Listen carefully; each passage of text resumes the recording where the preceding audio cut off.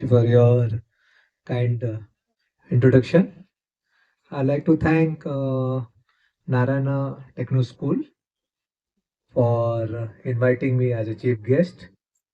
आणि इथून मी मराठीमध्ये बोलू. चालेल सगळ्यांना मराठी लक्षात येतं का? आपण मराठीमध्ये बोलूया. मी जास्त टाइम घेणार नाही, कारण मला माहिती आहे की सगळ्यांना ऊन खूप लागते आणि आपल्याला लवकरात लवकर आपल्या लेकरांचं, मुलांचं सायन्स प्रोजेक्ट बघायचं. मला इन्व्हाइट केलं तर मला 2 शब्द बोलावं लागेल. आणि एखाद्या प्रोग्रामसाठी मी टीचर्सचं अभिनंदन करतो की त्यांना इतकं छान कॅम्पसमध्ये छान प्रोग्राम अरेंज केलेला आहे. प्रत्येक गोष्ट परफेक्ट दिसते मला. फक्त नारायण एक मोठी इन्स्टिट्यूट आहे, तर मला काही त्यांना सूचना द्यायची इच्छा नाही आहे. फक्त मला असं आहे की इंडियामध्ये फायनान्शियल एज्युकेशनवर काहीच आपल्याकडे चर्चा होत नाही आणि त्याच्यामुळे खूप मोठे इश्यूज येतात. तर प्रिन्सिपल सर तर बसलेले, स्कूल मॅनेजमेंटला पण विनंती आहे की इमोशनल आणि फायनान्शियल एज्युकेशनवर आपण काम केलं पाहिजे. कारण हा सगळ्यात मोठा कारण असतो डिप्रेशनचा पुढे चालून आयुष्यामध्ये. आणि मी 10-15 मिनिट लवकर आलो, पण मी टाईमवर आलो. प्रोग्राम उशीर चालू झाला. तर सरांशी बोलताना त्यांनी मला बरेचसे गोष्ट सांगितले की तिथे इथं काय करतात. म्हणून त्या गोष्टीवर मी जाणार नाही. फक्त फायनान्शियल एज्युकेशन आणि इमोशनल नर्चर हा एक important aspect of parenting and school आहे. त्याच्यावर आपण केलं पाहिजे. दुसरं, इथं बरेचसे स्टुडंट्स बसलेले आहे. त्यांना पण अभिनंदन करतो की पाठीमागे थांबले. काही स्टुडंट्स तिथं थांबले की त्यांनी खूप एफर्ट्स घेऊन हा प्रोग्राम अरेंज केला. आणि हा करणं इतकं सोपं नाही. जेव्हा मी वडील होतो, पालक होतो, तर मला माहीत आहे की पॅरेंट्स खूप एफर्ट्स घेतात मुलांसाठी. तर तुम्ही सगळे पॅरेंट्सने एफर्ट घेतलं, पण स्टुडंट्सचा एफर्ट्स खूप जास्त आहे. फक्त स्टुडंट्सला एकच बोलणार की प्रत्येक गोष्ट करताना एक लक्ष ठेवा की आपलं आयुष्य प्रत्येक ॲक्शनला there will be equal and opposite reaction. असं होत नाही की आपण जे करतो त्याच्या अपोजिट रिॲक्शन भेटणार नाही. शॉर्टमध्ये सांगायचं असेल, स्टुडंट्स तुमच्यासाठी पाठीमागे प्लीज गप्पे मारू नका. एक दुसऱ्याशी बोलू नका. खूप महत्त्वाचं बोलतो तुमच्यासाठी. तिथं खूप गप्पे मारायला तुम्ही गप्पे मारू नका.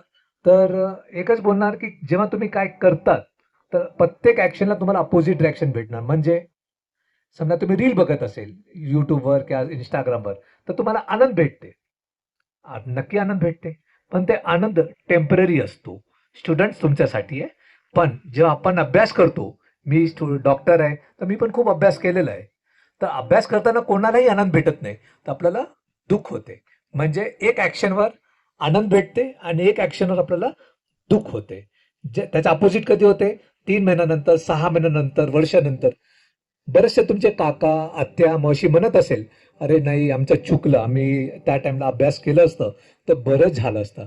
म्हणजे ते आत्ताही दुःखी आहे, की त्यांना त्या टाईमला अभ्यास नाही केला. म्हणजे तो टेम्पररी तुम्ही मोबाईल आणि याच्यामध्ये टाईमपास करत आनंद घेत असेल, तर तुम्ही आयुष्यभर नंतर दुःखी होणार. फक्त अभ्यासच नाही, तुम्हाला जे करिअर करायचं असेल, तुम्हाला स्पोर्ट्समध्ये जायचं असेल, तुम्हाला डान्समध्ये जायचं असेल, म्युझिकमध्ये जायचं असेल, त्यामध्ये तुम्ही 100% द्या. आणि हे करताना थोडंसं दुःख होणार आहे. पण त्याच्या अपोजिट नंतर तुम्हाला भेटणार आहे. आणि निसर्गाचा नियम आहे की life is an echo. Students तुमच्यासाठी आहे. Life is an echo. एखादा तुमच्या काकाला, मामाला भेटलं असेल, तर आपल्या घरी काय म्हणतात, ते खूप नशीबवान आहे. आपले बाबा, किंवा तुमचे बाबा खूप सक्सेसफुल असेल, तर तुमचे काका, मामा काय म्हणतात, ते खूप नशीबवान आहे. कोणी नशीबवान नसतो. जे काय तुम्हाला भेटणार आहे पुढे आयुष्यामध्ये, तुम्ही आज काय करतात त्याच्या अपोजिट तुम्हाला त्याच्या अपोजिट भेटणार. आज तुम्ही आनंद घेतलं, तर तुम्हाला दुःख भेटणार. आज तुम्ही थोडंसं दुःखी व्हा. जे काय तुमचं करिअर आहे त्याच्यावर फोकस करा. स्पोर्ट्स असेल, डान्स असेल, एज्युकेशन असेल, त्याचा आनंद तुम्हाला आयुष्यभर होईल. मी डॉक्टर झालो. वयाच्या 52 वर्षामध्ये आताही मला लोक बोलवतात. आताही डॉक्टर म्हणून मला रिस्पेक्ट देतात. ते 10 वर्षाचा माझं कष्ट अभ्यासाचं आज 30 वर्ष झाले मला. त्याचा आनंद आताही मला भेटते. म्हणून सगळ्या स्टुडंटशी विनंती आहे की आपण मेहनत घेतली पाहिजे. आता थोडंसं आपण आई-वडिलांशी चर्चा करू. मी जास्त टाईम घेणार नाही. तर आई-वडिलांशी चर्चा करताना फक्त एकच सांगणार की काय केलं पाहिजे आणि काय नाही केलं पाहिजे. पॅरेंटिंग इतकं मोठं सेशन आहे की मी 3 तास बोलू शकतो आणि तुम्ही कधीच बोर होणार नाही, मला माहिती आहे. पण आपल्याला सगळ्यांना जायचं, ते कार्यक्रमला बघायचं. तर काय केलं पाहिजे? डूज सगळ्यात महत्वाचे, लीड बाय एक्झाम्पल. म्हणजे जे तुम्ही करता ते तुमचे लेकरं बघतात आणि आत्मसात करतात.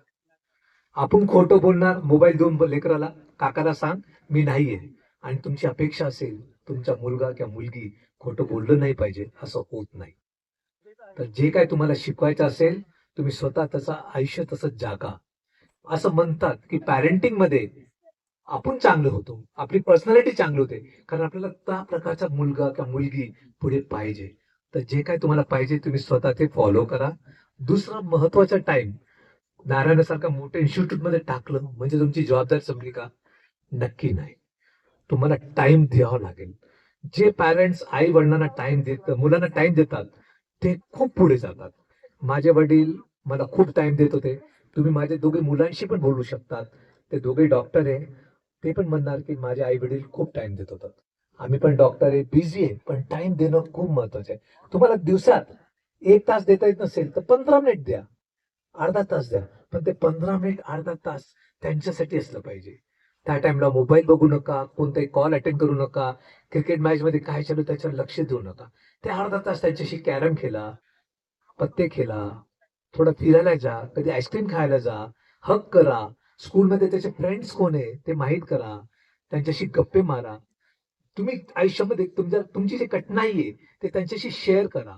त्याच्यामुळे काय होते, लेकरांना बरेचसे गोष्टी शिकायला भेटतात. आधी जॉईंट फॅमिली होती. तुमची जॉईंट फॅमिली असेल तर मी नम्र विनंती करेल की तुम्ही कंटिन्यू करा, कारण तिथं आजी आजोबा टाइम देतात. आजी आजोबा नसेल तर तुम्हाला टाइम द्यावा लागेल. आणि आजी आजोबा असेल तरी 15 ते 20 मिनिट, अर्धा तास नक्की टाइम द्या.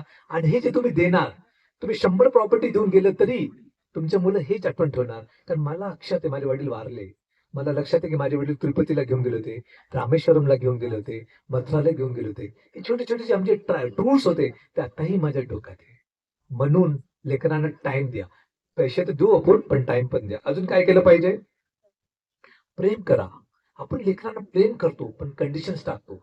तू मार्क्स आणला तर आम्ही असं करणार नाही. त्यांना फक्त एक सांगा की you are the best person in the world. कारण लेकर काय करतात, तुमचे पालक पालक काय करतात की ते तुम्हाला तुमच्या डोळ्यामध्ये बघतात. तुम्ही त्याला मूर्ख समजत असेल, त्याला वाटते की मी मूर्ख आहे, आणि तुम्हाला तुम्हाला असं वाटत असेल आणि त्याला समजून सांगत असेल की नाही, तू माझ्यासाठी खूप श्रेष्ठ आहे, नक्की ते पुढे श्रेष्ठ होणार. फक्त टर्म्स कंडिशन टाकू नका, मोटिवेट करा. कारण तुमची बायको तुम्हाला म्हणली की तुम्ही इतके प्रॉपर्टी आणले, तुम्ही तुमच्याशी प्रेम करणार, ते तुम्हाला जमणार नाही. तर हा अशा 3-4 गोष्टी करा तुम्ही. काही नाही केलं पाहिजे ते पण सांगतो. सगळ्यात महत्वाच्या, ओव्हर अम्बिशियस होऊ नका. तुमच्या लेकराची जी इच्छा आहे, त्याची क्षमता आहे, त्यानुसार डेव्हलप करा. नांदेडमध्ये भाग्यनगरची पाणीपुरीवाल्याची इन्कम 5 लाख रुपये प्रति मंथ आहे. काय केलं त्या आयुष्यामध्ये? पाणीपुरी. असं म्हणत नाही की आपल्या लेकरांसाठी ते आपण करिअर चूज करतो. जे काय करणार ते पुढे चांगलंच केलं पाहिजे, ते महत्वाचं असेल. माझे माझ्या जेव्हा माझे वडील किराणा दुकान, छोटीशी किराणा दुकान होती, पण जेव्हा माझे वडील वारले खूप मोठी किराणा दुकान झाली. म्हणजे आयुष्यामध्ये असं नाही की शिक्षणच महत्वाचं आहे.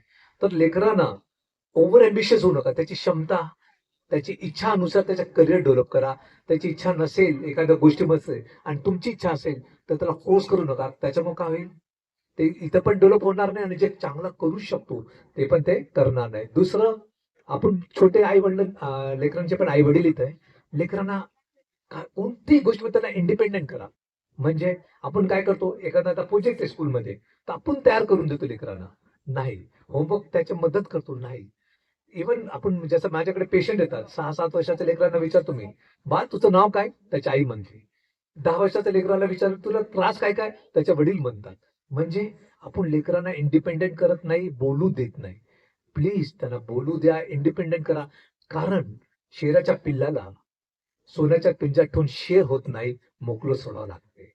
तर तुम्हाला शेअर करायचं असेल, इंडिपेंडेंट करा, त्याचा कॉन्फिडन्स बिल्ड होईल, त्याला बोलू द्या. त्याच्यानंतर थँक्यू. बघ 2 शब्दामध्ये संपवतोस. आणि दोन अजून, शेवटी कंपॅरिझन करू नका. आपण खूप कंपॅरिझन करतो. बघ ते किती चांगलं करतो, तुझा छोटा भाऊ कसं करते, तुझा काकाचा लेकरू कसं करतो. समजा तुमच्या तुम्ही हसबंड वाईफ एखादा नातेकडे जेवण करायला गेले आणि तुमच्या हसबंडनं सगळ्यांच्या समोर सांगितलं की माझी वहिनी ज्या भाजी केली वांग्याची, माझी बायको कधीच करू शकत नाही. तर घरी गेल्यानंतर काय होणार? भांडण होणार, सगळेजण हसायले. आपण आपल्या बायकोला बोलू शकत नाही तर दिवस राहा. आपण आपल्या लेकराला इमोशनली टॉर्चर करतो, हे बघ तुझ्यापेक्षा ते चांगलं आहे. बिलकुल नाही. कंपॅरिझन अवॉइड करा. सेल्फ कंपॅरिझन वर जास्त करा. सेल्फ कंपॅरिझन म्हणजे बघ तू आज 60% मार्क्स आणला, पुढच्या एक्झाम मध्ये 64 मार्क्स आण.